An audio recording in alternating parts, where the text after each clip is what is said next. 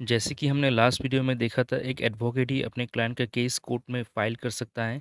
तो ये advocate general कौन है? क्या ये एडवोकेट्स के हेड है? अगर ये हेड है तो अटॉर्नी जनरल कौन है? इनके डेजिग्नेशन से तो लगता है ये कोई हायर ऑफिशियल ही होगा। क्या एक अटॉर्नी जनरल एक एडवोकेट जनरल से बड़ा है?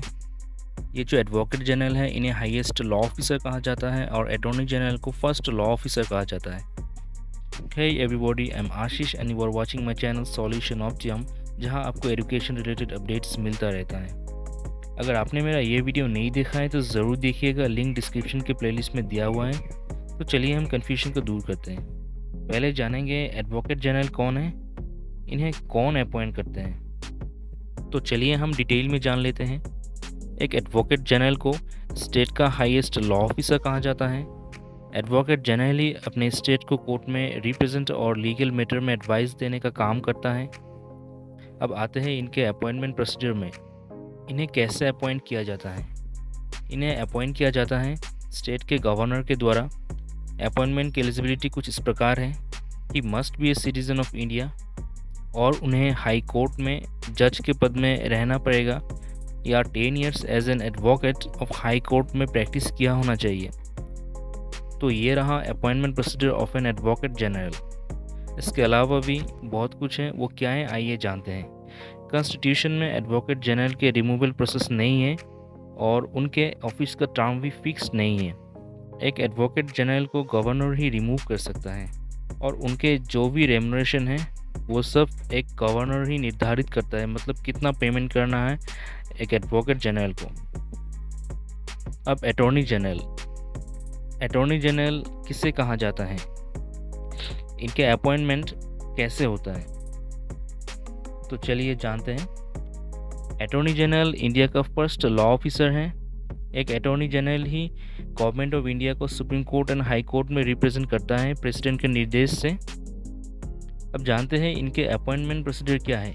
जैसे एक एडवोकेट जनरल को गवर्नर अपॉइंट करते हैं, वैसे ही एक अटॉर्नी जनरल को प्रेसिडेंट अपॉइंट करते हैं। इनके अपॉइंटमेंट के लिए एलिजिबिलिटी कुछ इस प्रकार है।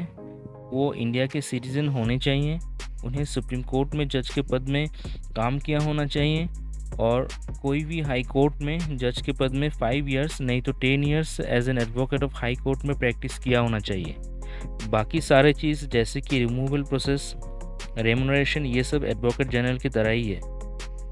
पर इन दोनों का जो रेमुनरेशन है ये थोड़ा डिफरेंट हो सकता है, क्योंकि अटॉर्नी जनरल सेंट्रल लेवल का फर्स्ट लॉ ऑफिसर है तो इनका रेमुनरेशन जाहिर सी बात है थोड़ा ज़्यादा ही होगा एडवोकेट जनरल ऑफ स्टेट से। अब आते हैं सॉलिसिटर जनरल और एडिशनल सॉलिसिटर जनरल, ये दोनों कौन हैं, चलिए जानते हैं। अटॉर्नी जनरल के जो भी ऑफिशियल रिस्पॉन्सिबिलिटी हैं उन सब में सॉलिसिटर जनरल और एडिशनल सॉलिसिटर जनरल असिस्ट करते हैं, मतलब अटॉर्नी जनरल को हेल्प करते हैं गवर्नमेंट ऑफ इंडिया के जितने भी लीगल वर्क्स हैं।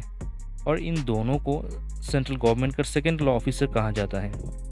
अटॉर्नी जनरल सेंट्रल कैबिनेट का मेंबर नहीं है।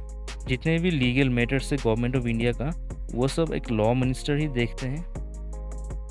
अटॉर्नी जनरल और लॉ मिनिस्टर दोनों अलग अलग हैं। अटॉर्नी जनरल सिर्फ सेंट्रल गवर्नमेंट को, मतलब गवर्नमेंट ऑफ इंडिया को कोर्ट में रिप्रेजेंट करते हैं, मतलब गवर्नमेंट ऑफ इंडिया के केसेस लड़ता है।